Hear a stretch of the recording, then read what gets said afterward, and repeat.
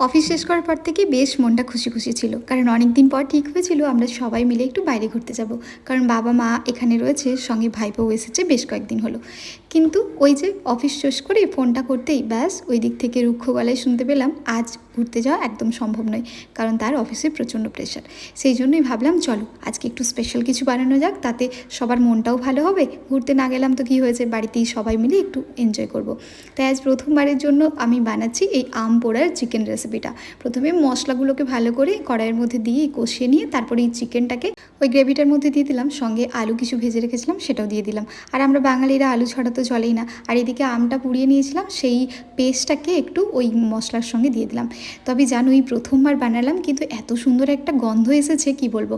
এখন অবশ্য টেস্ট করিনি। আর এদিকে আম তো মার্কেটে প্রচুর অ্যাভেলেবেল, সেই জন্য ভাবলাম একটু আমের কুলফিও বানিয়ে রাখি।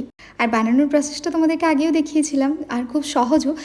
আমার কাছে আজকে 4টে আম রয়েছে, তার মধ্যে 3টে আমের আটিকে বের করে নিয়েছি, আর কিছুটা পাল্পও রেডি হয়ে গেছে। কিছুটা আমি বানাবো ম্যাঙ্গো আইসক্রিম, আর সঙ্গে কিছুটা বানাবো ম্যাঙ্গো কুলফি।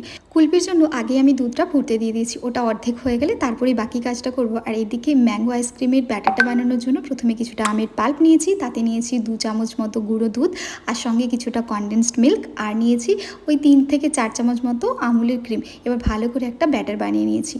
আমি ব্যাটারটাকে হেলদি রাখার জন্য একদম চিনি ইউজ করছি না, কারণ আমার ছোট্ট সোনাটিও কিন্তু এই আমটি খেতে খুব পছন্দ করে। ব্যাস আর কি। আর ওপর থেকে কয়েকটা অ্যালমন্ড আর পেস্তাকে কুচিয়ে ওপর থেকে ছড়িয়ে দিলাম। এবার এটাকে ডিপ ফ্রিজে রেখে দেবো। আমের কুলফি বানানোর জন্য আমি প্রায় 1 লিটার মতো দুধ নিয়েছিলাম, কারণ কিছুটা আমের মধ্যে দেবো আর কিছুটা নর্মাল কুলফি আইসক্রিম বানাবো। দুধটা ফুটে ফুটে প্রায় অর্ধেকটা হয়ে গেলে কিছুটা পরিমাণ কর্ন পাউডার দিয়ে দিলাম, প্রায় ওই 1.5 চামচ মতো। তারপর এটাকে ভালো করে কিছুক্ষণ নাড়িয়ে দিয়ে দিলাম অর্ধেকটা পরিমাণ কনডেন্সড মিল্ক। আমি আমুলের কনডেন্সড মিল্কটা অর্ডার করেছিলাম। চাইলে তোমরা 4 থেকে 5 চামচ চিনিও অ্যাড করতে পারো বা হানি অ্যাড করতে পারো, কিন্তু আমার এগুলো ভালো লাগে না, কারণ এটা এমনিতেও অনেকটা মিষ্টি হয়ে যায়, আর বেশি মিষ্টির প্রয়োজন নেই। এবার ভালো করে কয়েকটা অ্যালমন্ডস আর পেস্তা দিয়ে আমি একটা ভালো পেস্ট বানিয়ে নিয়েছি। এবার এটাকে কিন্তু এই আমের মধ্যে ঢেলে দেবো। আজ তো আমি 3টে ম্যাঙ্গো কুলফি বানাচ্ছি, সেই জন্য 3টে আমের মধ্যে ভালো করে ঢেলে তারপর ওপর থেকে যে বোটার অংশটা কেটেছিলাম সেগুলোকে ওই ক্যাপের মতো করে ওপর থেকে দিয়ে আমি ডিপ ফ্রিজের মধ্যে রেখে দিলাম। আর প্রায় 11টা নাগাদ তন্ময় বাড়িতে ফিরলো। এইরকম অফিসে অত্যাধিক প্রেশারের পর যদি বাড়িতে এসেরকম সুস্বাদু খাবার পাওয়া যায়, সবারই মনটা ভালো হয়ে যায়। আর দেখতে পাচ্ছ 2টো আম জমেও গিয়েছে, প্রায় 5 ঘন্টার মতো এটা ফ্রিজের মধ্যে রাখা ছিল। আর একটু বেশিক্ষণ থাকলে হয়তো আরও ভালো মতো জমে যেত। তবে যাই বলো, সারাদিন এরকম স্ট্রেসফুল লাইফে এরকম একটু আধটু এক্সট্রা ভালোবাসা পেলে সবার খুব ভালো লাগে। বাই।